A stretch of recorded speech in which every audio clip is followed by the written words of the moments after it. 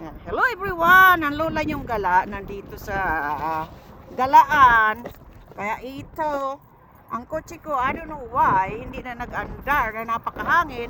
So nandito railroad. Ayan. Ayan ho. Dito yung train ayan yung train na yan. Ayan, kung may kakasalubong, ayan, pwede pala dito may likuan. Kaya pala nagpupusina lagi dito ang train. Kaya nagpupusina lagi yung train kasi ayan.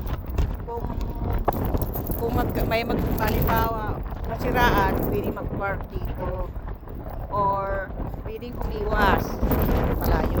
So anyway, ang lola niyong gala ay ito na naman. Ewan ko kung bakit. Maganda naman ang andar ng kotse ko.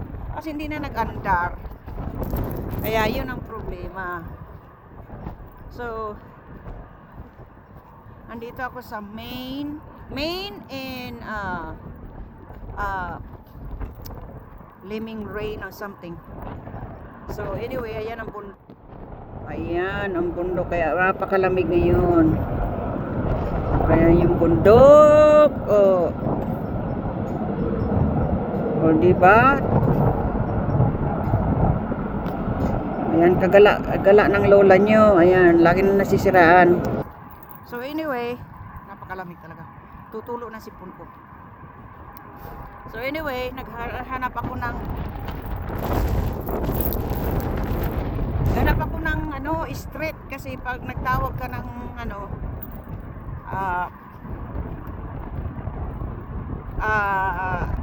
tuwing,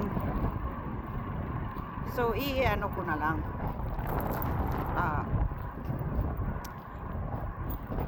papatuwing ko doon sa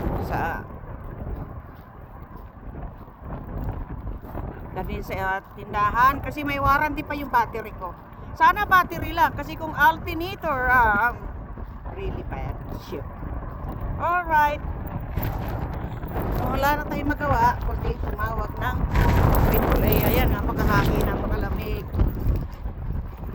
Ayan. Kahit ako naka-gloves na, nilamig pa rin ako. Dahil, ayan, uminit. Pero mamaya ang gabi, mas lalo pa kaming i-snow.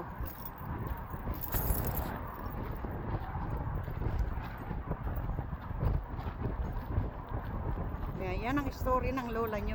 Nandito ganda ng view, ang ganda ng aking, ayan, nasiraan. Daling ko yan doon sa tindahan na may nasiraan na naman ang lola nyo. Ayan, wala nang magawa ang lola nyong gala.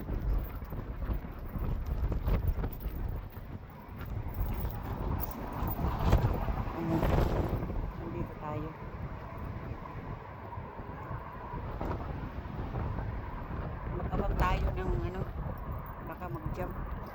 Ang iba takot ng kotse, magpa-jump. Sige, maraming salamat. Bye. Grabe, pag wala ka, hindi ko matakot yung aking telepono.